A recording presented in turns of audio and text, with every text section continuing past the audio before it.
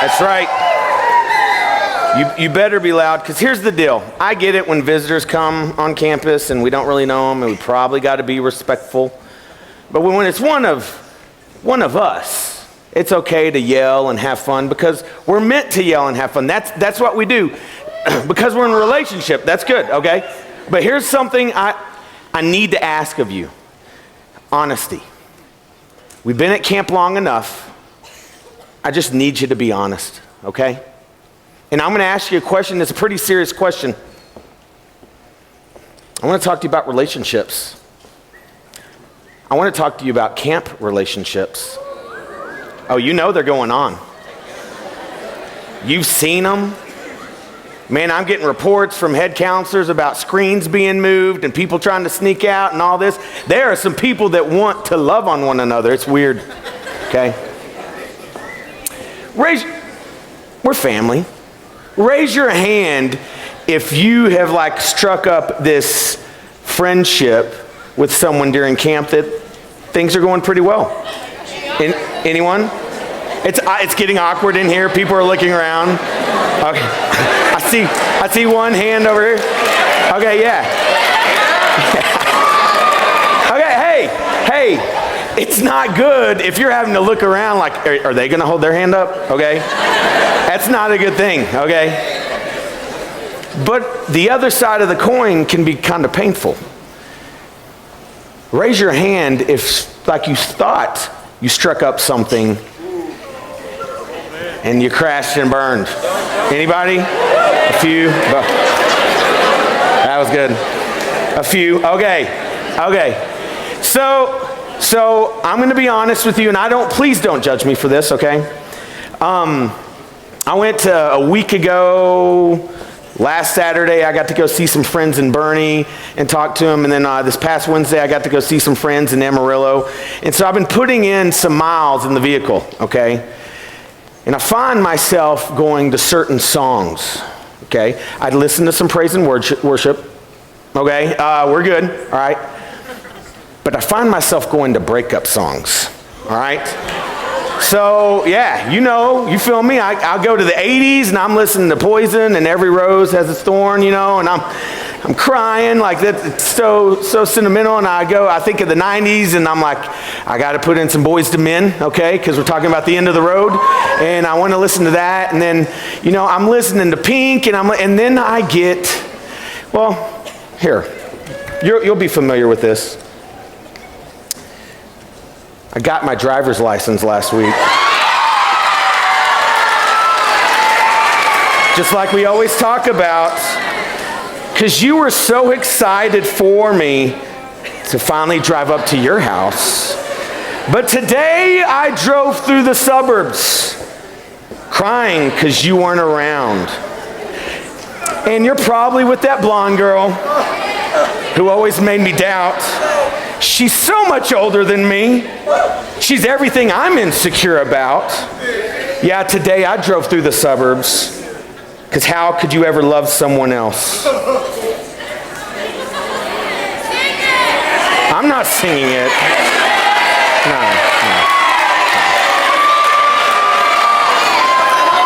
And I know we weren't perfect, but I've never felt this way before. Just can't imagine how you could be so okay now that I'm gone. Guess you didn't mean what you wrote in that song about me, because you said forever, now I drive alone past your street. It's devastating, people. It's sad. Okay?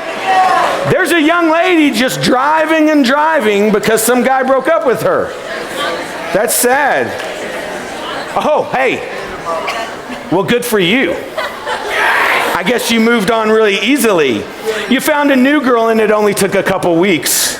Remember when you said that you wanted to give me the world? That was dumb.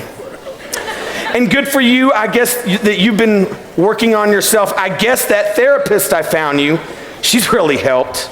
And now you can be a better man for your brand new girl. Well, good for you. You look happy and healthy. Not me. If you ever cared to ask, good for you. You're doing great out there without me, baby. Gosh, I wish I could do that. I've lost my mind. I've spent the night crying on the floor of my bedroom. But you're so unaffected. You really don't care. But I guess good for you. You guys know who that is, right? That's right. Yeah. There are two kinds of people in this world. Those that love Olivia Rodrigo. That's right. And those that don't. And if you don't like Olivia Rodrigo, I love her too, okay? But here's the deal, hold on. We're getting the message kind of confused, okay? Because when I was a kid, we did not break up this way. Like, I don't know why it's okay to say, he broke up with me, so I get writing one song, okay? I think that's probably therapeutic and healing, okay? But to write a whole album about how you hate this guy. I know you think you know what love is at that age, okay? But you don't, all right? And so I don't know, it may be because Taylor Swift made it popular, okay? It may be because other folks think, you know what, it's a great idea to get in a relationship, and then when it doesn't work out, I'm going to trash them and become super ultra famous.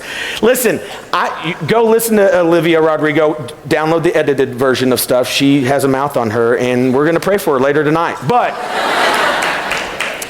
that's not the way we broke up. I want to tell you how we broke up. So I met this girl in 1993. And she was a sophomore and I was a senior. And I know. I was going to spit my game hardcore. I was going to be one of those senior guys that was like, hey, come on up. And then I'm just going to give her the boot and be like, haha, you stink. I know. I didn't know Jesus, people, okay? So I see this girl. And I know you think I'm mean, but let me tell you something. When we started dating, it was like in November. So we get to November 27th, which is my birthday, okay? My 18th birthday, kind of a big deal, like you're 18, okay?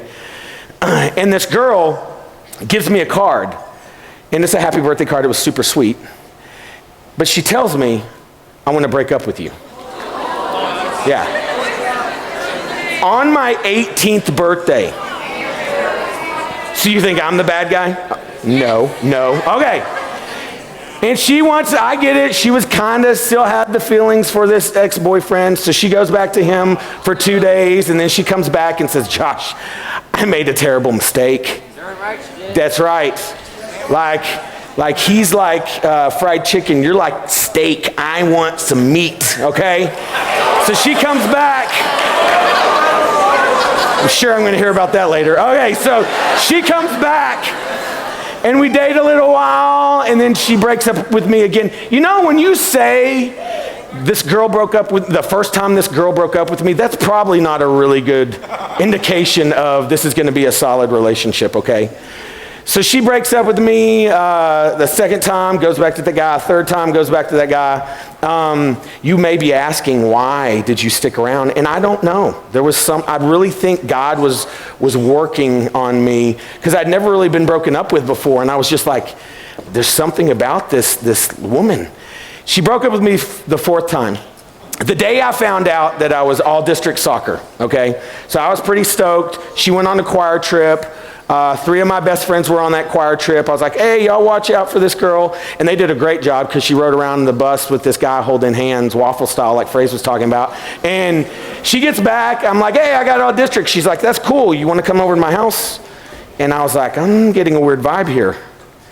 And I go over to her house, and I even called her and said, are you going to make me drive all the way to your house just to break up with me for the 4th time? And she said, yes. So I drive over. You should hang your head in shame, lady. All right, I drive over. She breaks up with me, and here's the deal. This is why I feel drawn to this kind of music. This is going to be so pathetic. Okay, I drove over to my best girlfriend's house, okay? Not my girlfriend, but like my best friend that was a girl. I drove her over to Kara's house, and I'm like ugly crying, okay? She broke me, people. And I knock on the door, and Kara's mom answers it, and she just looks at me with this sweet face, and she just moves to the side, and Kara comes up, and I said, why doesn't she love me? Yeah, no, don't all that. Guys, if you ever do that, grow up, okay? Love yourself a little more, all right? And so I was devastated, okay? And that's why I feel drawn to these songs and these lyrics. It was cool. Eventually, she came to her senses. She's like, man, winning the lottery 4 times and not taking the prize feels pretty stupid, okay? So she came back, and fortunately, 22 years later, she's my beautiful bride. And so, yeah, I feel, yeah, you should clap for that. Yes. You came to your senses. Good job. Good job. No. You know what? To be totally transparent, I was like a nice, I gotta say I was a nice guy because my mom and dad are here. I was like a nice guy, but I wasn't like the kind of guy that she needed. And I definitely wasn't the kind of guy she deserved. And so her breaking up with me kind of lowered me down. I remember my mom that last time going, who does she think she is? Does she not know who you are? Okay. Well, I don't know what that meant, all right? But it was hilarious. And so, you know, I think we fall in love with these kind of songs because we understand what it feels like to be broken, don't we? Sometimes it's because of relationships. But sometimes it's because of decisions that we've made. Sometimes we feel broken because we were in a place where we felt kind of good about ourselves, but someone said something that hurt us right here. It wounded us. You know, it's not fun to feel broken, but God works in the brokenness. If you have your Bibles, I want you to turn to John chapter 9. And we're going to read about this story, and by all definitions in the story, we're seeing a person who's broken. We're seeing a person who's not what he is supposed to be. But I want you to watch the way the Spirit moves through Jesus to reveal something really beautiful in this person. So when we turn to John chapter 9, I'm going to start with verses 1 and 2. This is what it says. As he passed by, he saw a man blind from birth. And his disciples asked him, Rabbi, who sinned, this man or his parents, that he was born blind? So Jesus walks by and sees this blind man, and the disciples want to know, Lord, what's the deal? Who sinned? Him in the womb, which I don't really know how that's possible, okay? Kicked mom too hard, I don't know, all right? Was angry in the womb, like it's too hot in here, so he kicked and like, you're sinful, okay? Or his mom and dad. And if we understand the Old Testament, that there's a biblical concept there, okay? In Exodus 20, when we're looking at the 10 commandments, in the second commandment, when we're talking about, you know, not creating idols, God says he will punish those who do to the 3rd and 4th generation. When you open up the book of 2 Kings, in 2 Kings 5, we read about this guy named Naaman and how Elisha works with him, and Elisha, through God, heals Naaman, and Elisha doesn't take the stuff that Naaman wants to give him. And Elisha has a servant named Gehazi, and Gehazi goes out and finds the guy because he thinks he got off a little bit too scot-free, and he takes some stuff from Naaman, and when he gets back, Elisha said, wasn't my spirit with you when you went and did those things with the foreigner? And so he takes the leprosy that he removed from Naaman, and he puts it on Gehazi, and he says, this is going to fall to your sons and daughters, and to their sons and daughters. So there's a biblical concept there. Now we know in Isaiah points to, Isaiah says the sins of the father are not going to be the sins of the son, but we can understand why they're asking that question, why they want to know who sinned. And then we read this in verses 3 through 7. Jesus answered, it was not that this man sinned or his parents, but that the works of God might be displayed in him. He must work the works of him who sent me. We must work the works of him who sent me. While it is day, night is coming when no one can work. As long as I am in the world, I am the light of the world. Having said these things, he spit on the ground and made mud with the saliva. Then he anointed the man's eyes with the mud and said to him, go wash in the pool of Siloam, which means sent. So he went and he washed and he came back seeing. So Jesus sees this man, and the first thing he says is, guys, guess what? Neither he sinned nor his mom and dad sinned. This is happening so that you can see the power of God Almighty. And he talks to this man, and he spits on the ground, and he sends him to the pool of Siloam so that he could be healed. What happens is the cure. Jesus gets here, and he engages this man. If someone told you, like, where's I got a friend back there who I see on crutches every day. Where are you? Guy on crutches. Usually in the back.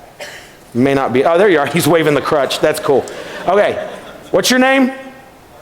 Parker. Okay. So, Parker, if someone said, yo, P, because you're friends, you can say that. If you did this, you would be healed. Would you do that? Yeah. Why?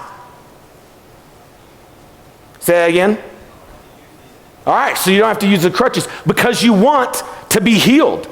That blind man wanted to be healed. So when Jesus said, listen, I'm putting this mud on you, go wash yourself in the pool of Siloam and you'll be cleansed, he didn't doubt. He didn't question. He didn't say, who are you? Give me your credentials.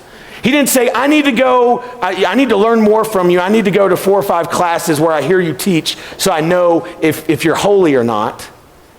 He got up and he went and he washed because he wanted to be healed. And that's what happened. And then we start to see 4 interactions. And the first is with this man and his neighbors. The text says this. The neighbors and those who had seen him before as a beggar were saying, is this not the man who used to sit and beg? Some said, it is he. Others said, no, but he is like him. He kept saying, I am the man.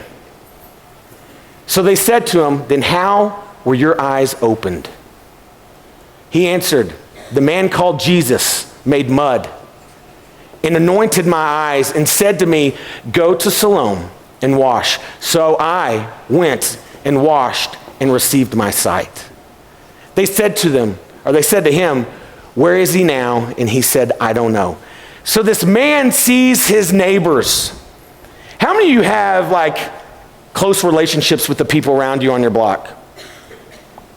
It used to be a thing though, okay? It used to be a thing where everyone knew everyone. We heard Dave talk about how Lana would yell out and the person next to them would yell down the street. That used to be kind of the community, and now it's a little bit different, okay? Now, we've got, it's cool, because in where we live kind of in this little weird kind of cul-de-sac thing, and John King and Elaine live right next to us, just to the east. To the kind of west or northwest of us is a professor here, Byron and Karen Rogers. They live there, and then there's a lady named Shirley Morgan, whose daughter went to school here. And then there's a couple in the Williams, Zach and Haley Williams, that live there. And then there's the Hobsons. And the only reason I know the Hobsons is because I dated Angie for so long and I got to know them. And then we have Miss Rector. I know the neighbors that are around us. And so sometimes when I see them, I do the wave. I see Miss Rector. Miss Rector is a sweet widow, and so we'll send the kids over there, and she'll make dinner for us every now and then, or she'll make some cookies and write some poetry and send it to us. It's neat when you have that kind of community. This man was in the community who knew him. They knew him as the blind man. And they wrestled with, they're like, hold on. He can't be, that guy was blind. Like, blind people don't become like unblind where they can see. But they're like, it looks just like him. And I like it. Do you remember when you stopped seeing people with masks on? Wasn't it kind of weird? Like if you knew them before mask, it's not weird. But man, if you met someone new and you only talked to them and you only saw their eyes and then they took their mask off, I know I'm not the only one that was like, huh. I didn't think you looked the way you look. And I don't know, I don't mean that in a bad way. I mean, I'll be honest, there's some where I've been like, that was a different curveball there. I didn't expect them to look like that, okay? Some of you may be like, Josh, I totally understand what you're saying about, basing things off sight, because I felt that way when I got to Encounter, and it had been 2 years since I had seen Nate Bundy. And in that 2 years, Nate Bundy changed his look, okay? Okay, I told him last night when he was being hypnotized, I said, bro, dude, when you had that belly, you showed that belly all the time. Every hypnotism show, you'd show that belly. I want to see the skinny belly, see what it looks like, okay? He didn't do it. Our loss, Nate, okay? But still, you know what it's like to think one thing and then to see something different. That's the way these neighbors were. They knew him, but it didn't make sense. So then the Pharisees get involved, and this is what we read in verse 13 through 23. They brought him to the Pharisees, the man who had formerly been blind. Now it was the Sabbath day when Jesus made the mud and opened his eyes. So the Pharisees again asked him how he had received his sight, and he said to them, he put mud on my eyes, and I washed, and I see. Some of the Pharisees said, this man is not from God, for he does not keep the Sabbath. But others said, how can a man who is a sinner do such signs? And there was division amongst them. So they said again to the blind man, what do you say? Since he has opened your eyes. And the blind man said, he is a prophet. The Jews did not believe that he had been blind and had received his sight until they called the parents of the man who had received his sight. So mom and dad come in and they ask them, is this your son who you say was born blind? How then does he now see? His parents answered, we know that this is our son and that he was born blind. But how he now sees, we do not know. Nor do we know who opened his eyes. Ask him. He's of age. He will speak for himself. His parents said these things because they feared the Jews, for the Jews had already agreed that if anyone should confess that Jesus was the Christ, they would kick them out of the synagogue. Therefore, his parents said, he is of age, ask him. So we see this interaction between the Pharisees and this man first off. And it's interesting because there's bickering going on. They're mad because he did good things on the Sabbath. He worked on the Sabbath, and you're supposed to keep the Sabbath holy, and you're not supposed to do anything. And so they say right there, that's a sign that he cannot be from the Lord. And others are like, hold on. This guy was blind, and now he sees. It doesn't make sense that if this man isn't from God, how could he do such a great feat? And so they're bickering and they're arguing, and they did that a lot, but then they do this. They turn to the guy. Well, what do you think? And he says, he's a prophet. He believes right away that Jesus is from God because he's been healed. And they argue back and forth, and then they bring in mom and dad, okay? And I like this story. This reminds me of a time. I like this because they bring them before them, and mom and dad are scared because they don't want to get kicked out of the church because that's a huge deal, and it's terrible for families to go through that. And so they really, like a good mom and dad, they punt over to their son. He's of age, let him answer this. Mom and dad are confused. I get that. They don't understand. But they're also fearful. I don't see parents here that are rejoicing that their son who was blind can see. I see parents here that care more about what other people think than celebrating the healing and the miracle that happened in their son's life. And so they kick it over to him and say, let him answer. Now, I'm not condoning this, but when I was in 10th grade, I snuck out of my house. And my brother was staying with a friend. And you guys probably don't know, but there was a super rad movie called Ferris Bueller's Day Off. Okay? And in that movie, Ferris is trying to play hooky, and he's going to be like, he's acting like he's sick. So he has his pillow and this mannequin in his bed, and when the door opens, the cassette plays and it sounds like snoring. So that night, I didn't sleep in my room. I slept in my brother's room. His room was in the front of the house. Mine was in the back of the house. And I stuffed pillows in his bed just in case my mom or dad wandered in. And I crawled out the window. I removed the shade like some of you shady people did. And I removed the shade. I crawled out the window. And this is what's, the Lord held me accountable. I want you all to hear that. I step out.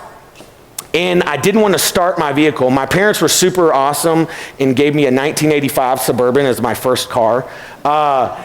Dude, like we packed like 25 sophomores in there one night. It was awesome. But it wasn't legal, but it was super rad. So here's what happens.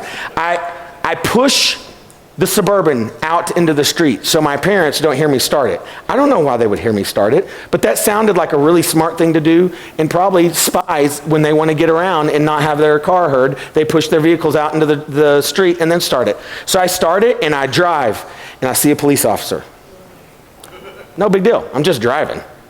And I see the police officer turn around and he starts following me. So I go around the block. And then he turns his lights on and he pulls me over and he's like, son, what are you doing? And I said, oh, my mom and dad are getting up really early in the morning and I parked right behind them. And so I'm just kind of pulling into the street so they don't have to wake me up early. He goes, let's go talk to him. And I said, no, we don't want to do that. And he said, no, come on. And so, here's the bad thing. You want to know why he pulled me over? He watched me sneak out of the house. And then I was driving the Suburban with no lights on, okay? So clearly I was not good at sneaking out. So I pull up in the driveway. I didn't even park like I told him I meant to park. I pulled up in the driveway. He rings the doorbell.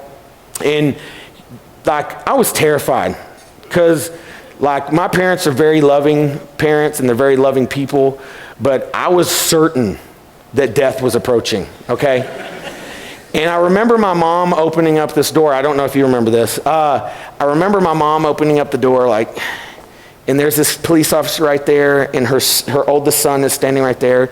And he's like, ma'am, is this your son? And she goes, no.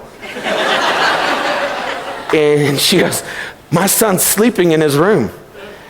And I'm like, mom, and she's like, and then it's like, yes, that's my son. Okay, you know, and I was terrified, and I get in, and it was pretty effective because my mom said, who do you think you are? Ferris Bueller? So really, it kind of was a win-win there. But the best part is, like I said, I was supposed to pick up my brother and his friend, and the phone starts ringing. And so my mom goes and answers it. Hello. And we had, my brother and I had our own line. That was a thing back then. You have no idea what I'm talking about.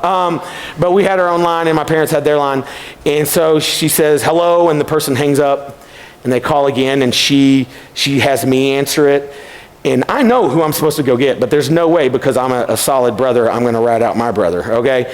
And so I say hello, and I think I hear my brother John say something and I'm like, hello, and I just hang up, okay? And I got in trouble, but I love this thing because that's the way I see the blind man's parents looking at him like, what? No.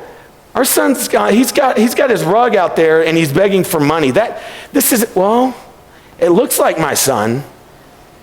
And then they panic because they're scared and they say, hey, let him attest for himself. So then we get to this next part.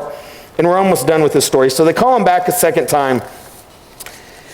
And the Pharisees ask him this. They say, give glory to God.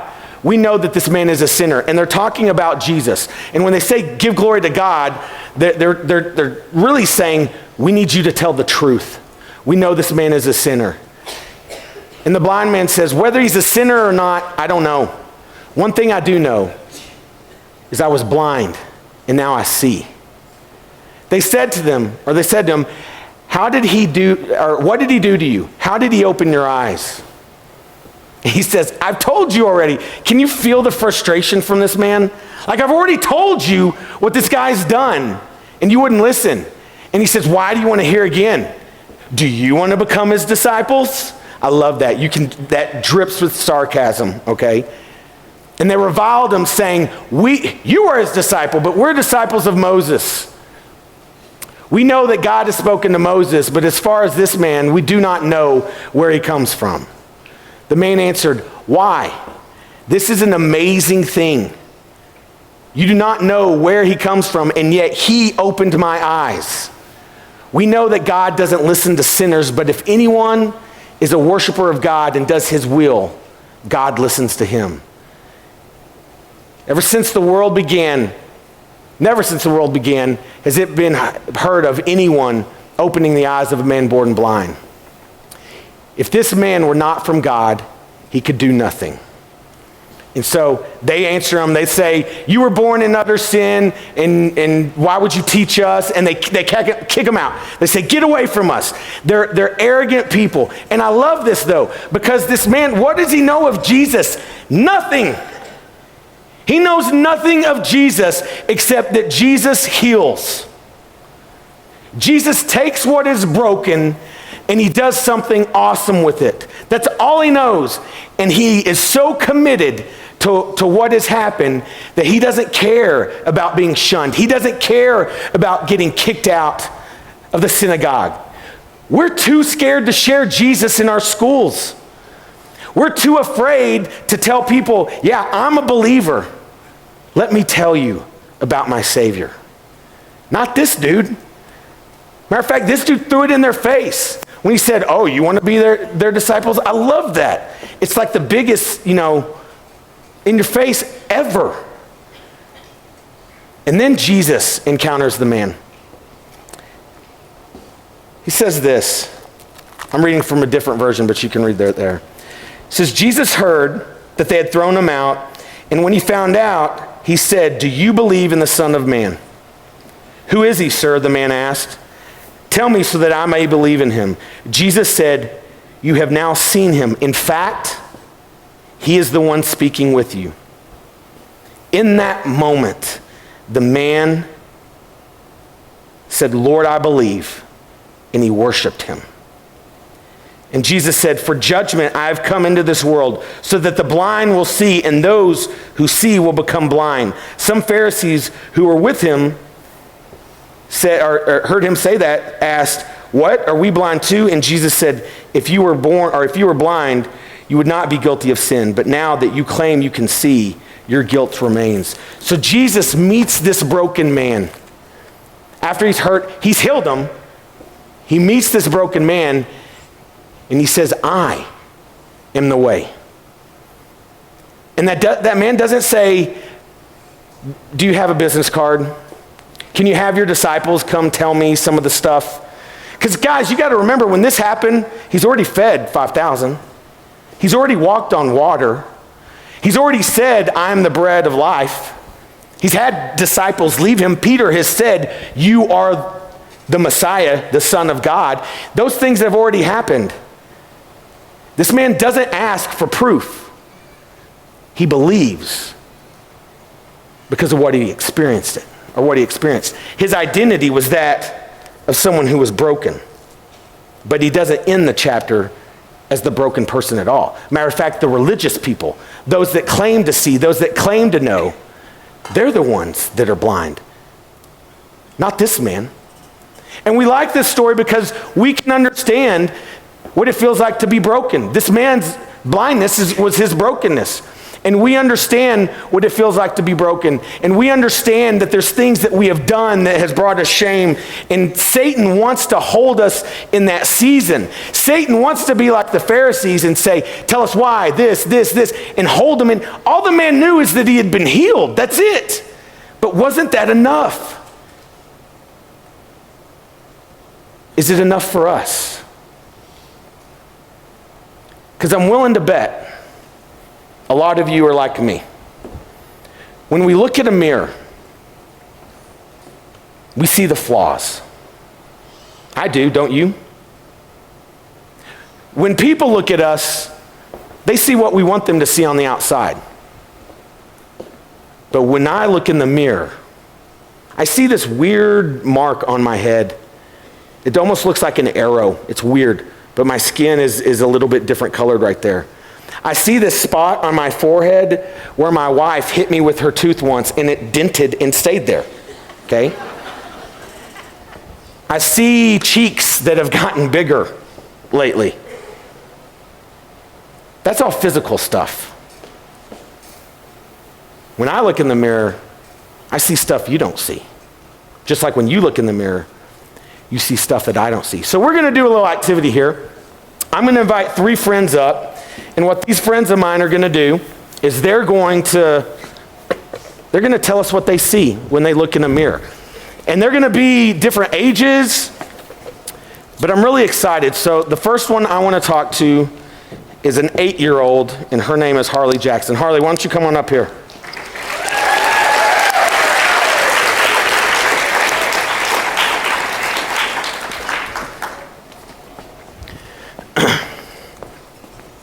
And so I'm just going to talk to Harley, and I'm going to hold up a mirror, and I'm just going to ask her some things that she sees, and she's going to tell me what she sees. So come here, Harley. All right, are you ready for this? Yeah. Hold the microphone right to that mouth. Are you ready? Mm-hmm. Okay, are you nervous? No. All these people, they don't make you nervous? No. Okay. So I want you to, do you see yourself? Yeah. Okay. What's your favorite part about the person you see? Look in here. What's your favorite part about that person? My bow. Huh? My bow. Your bow. Okay. That's good. Is the person you see, are they strong or are they weak? Strong. Okay. What makes them strong? My heart. Your heart? Yeah. Oh. And who told you that? God. Oh, that's awesome. Okay. What is this person's favorite food to eat? Chicken nuggets and mac and cheese. Oh. Yeah. We like that too. Okay. Harley, what scares the person that you see? What scares this person right here? Tarantulas. What? Tarantulas. Yeah, okay, I'm with you. All right. What makes this person angry? Nothing. Nothing? No. Are you sure? You have a sister and a brother. Do they ever make you angry? Don't look at them. Do they ever make you angry? No. Okay. And you know we're at church camp, right? Yeah. Okay, all right. Went there 4 years ago. Oh, okay. That's true. That's true. When you look at the person in the mirror, what does she want to be when she grows up? A counselor. Okay. And, yeah, I can talk to that. And why does she want to be a counselor? Because my aunt is a counselor and I want to be just like my aunt. Oh, that's really sweet. Okay. That's really sweet. Y'all give it up for Harley Jackson. Thank you, sweetie.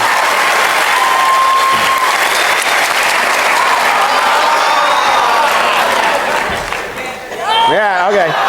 Okay, so Harley is the daughter of Landon and Keisha Jackson, and clearly she is adorable and a gift from God.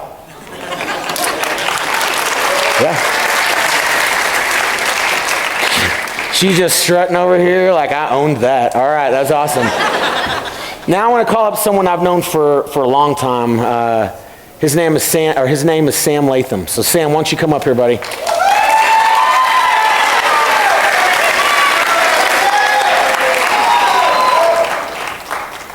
So Sam is from Childress. Sam just graduated high school. Congratulations, Sam. Mm-hmm. And Sam is going to be a student here at LCU in the fall. So, yeah. Okay, Sam, I want you to look at this person in the mirror, and I want you to tell me what scares this person. Probably A Quiet Place Part 2. Okay. What makes this person the most happy?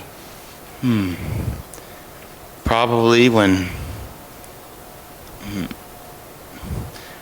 watching a funny episode of The Office. Okay, good. I agree. What's the hardest thing this person's ever gone through? Probably going through a loss of a family member and moving from a place that you grew up here in your whole life, and it's one type of stings. What do you want to be when you grow up? I want to do something with history, like either work in a museum or become a history teacher. Okay, that's awesome. What is the most challenging thing for you when it comes to your spiritual life? Probably when I have a hard time, like, trying to tell people about God. And Okay. And why is that hard? because, like, I'm worried if I tell someone about God, they're like, Sam, why do you believe that guy? You know, it's just, some people just don't understand what I'm talking about. When they talk about God, you know, it's, they got to understand how important he is. Yeah, I get that. If you could change one thing about yourself, Sam, what would you change? Probably my body weight, because I'm going easy on chips this year, so I'm getting a break from the nose. No, bro, you're awesome. I want you to know something. I saw a post that you posted sometime this year on Facebook where you talked about your autism and where you said, I wish I could look people in the eye more. And when I thought about doing this, you were one of the first people I thought of because you bring so much joy to people. And I don't know if you see it when you look in the mirror, but God has given you the ability to connect with people in really different and holy ways.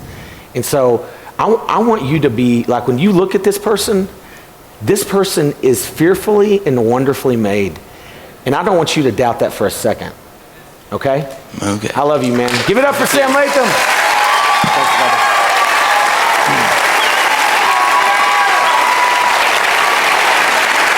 Okay, so we talked to an 8-year-old. And Sam, how old are you? 19. When we talked to a 19-year-old, and now we're going to talk to someone just a little bit older. Okay, so Shirley Cope, why don't you make your way up here?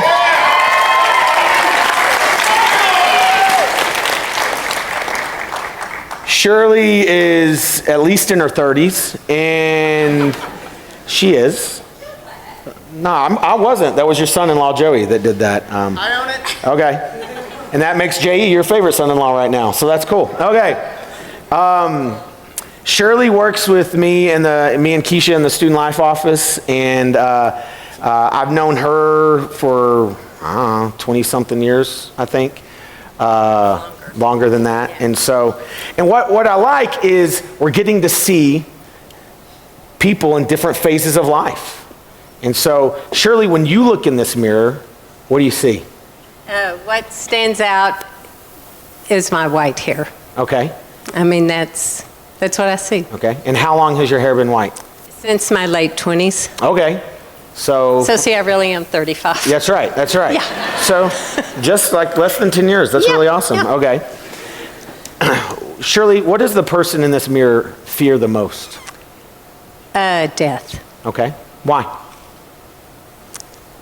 As I get older, I question Okay. more things, I think. Mm-hmm. And so it's like, is this real?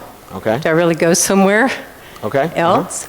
So what do you, as you're wrestling with those things, what do you do to answer those questions? I think back on what I was taught Okay.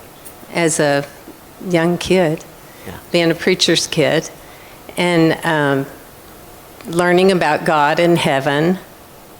But then I think as you live and get older, this is it. The reality, you have one life. Okay. This is it. And so I just have to remind myself, there is another place. It may not be like this wood Yeah. armchair, but What would you say is your greatest accomplishment? being a mom and a Gigi. That's awesome. Okay. Yeah.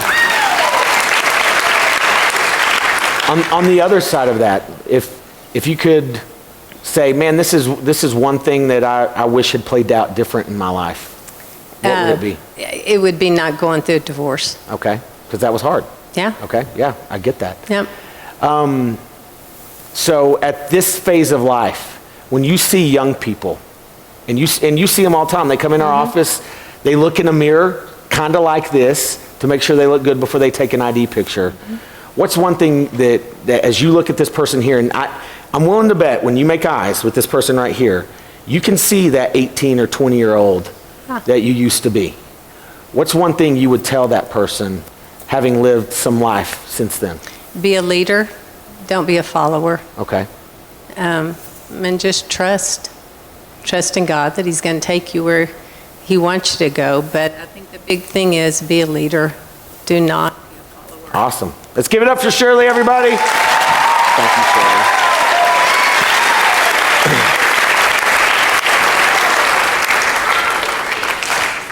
You know, oh, that was a good move, Joey. Way to go. Wow. Eat on that, J.E. All right. When I ask Harley and Sam and Shirley these questions, I don't want to get too personal, but I know they're broken people. Even sweet little Harley, she can't save herself. She needs a Savior. And I wonder what you see when you look in a mirror. Because I've been around you enough, that's weird. I've been around you enough to know that some of you hate to look in the mirror. Some of you would rather look anywhere else than look at yourself in the mirror. Because you do what I do sometimes. When I look at this mirror, there's a few things I see. I see a double chin that is way more prominent than it used to be. That's awkward. That's better. I see a person who cares too much about what people think about him. I see a person who has let job titles and what other people think trump what their wife and their kids think at times. I see a man who hasn't been the kind of husband that his wife deserves. I see a man who, even though he loves his son and his daughters, should do so much more to let them know every day how much he loves them. I see a man, if I'm going to be honest and transparent, since it's Encounter, who lets his words tear people down sometimes and not lift them up like he should. I see a broken, old, worn out, can't do anything to save himself man. And if I'm honest, I don't want to look at him. And there's sometimes I just want to get rid of it. And I don't want to look at it anymore. I don't want to be defined by the broken things that I see time and time again. And that was awkward. Okay. But you know what? We do this, don't we? We make a mess sometimes, and can you bring me a broom real quick, Logan? And get these chairs out of here. Thank you, guys. Because sometimes we do these things and we break in front of people, and this is super awkward and super embarrassing because I'm supposed to be a director for LCU summer camps, and I'm supposed to be the dean of students, and I'm supposed to be married. I think this may be embedded. Nope, it's up. Okay. I'm supposed to be married to this wonderful lady and treat her the way she should be treated, and I'm supposed to be this dad, and I do what we do. When we mess up, we try to take care of things ourselves sometimes. We don't want to give it to God. We don't want to turn over these things to God and say, Lord, you take this because you know you're way better at these things than I am. We just want to sweep these things up, make it as nice and neat as we can. We don't want to push too hard because we don't want shards of glass to go and injure kids' eyes. And we feel really awkward about having a breakdown. And we feel awkward about admitting that we're sad sometimes. We feel awkward about admitting that we deal with anxiety sometimes. We feel awkward about standing in front of people and saying, I am broken. And we try to fix it ourselves, but no matter what, we can't fix it. And we're forced to stand here and look at the pile of our brokenness and ask God, what am I supposed to do now? You know, we want to do anything we can do for people to not see our brokenness. And we fail to realize that when we give that brokenness to God, he's going to do something truly beautiful with it. I really want to challenge you to be transparent, to be honest with yourself. There's a group of guys that I meet with almost every Tuesday night. They're friends of my son. And we talked about very real and honest things. We talked about women. That's a difficult conversation. We've talked about cussing, sex and pornography. We've talked about godly relationships. We're talking about baptism now. And one of my favorite things about this group of guys, and some of them are over here in this side over here, maybe some out there, is they're completely honest with each other.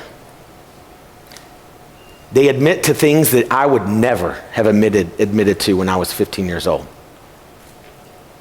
But they do it because it's a safe place and because they trust and they know that God is going to work in the midst of that group.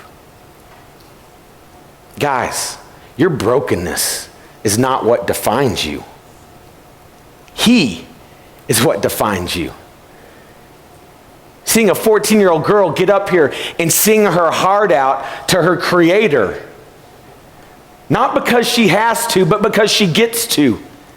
That's holiness. I don't know where you are in your walk with Jesus right now. I don't care where you are in your walk with Jesus right now. I don't care what baggage you bring to the foot of the cross. I don't care about the brokenness. I don't care what other people say. I don't care about the failure. All I care about is that you know that there's a Lord with his arms open asking you,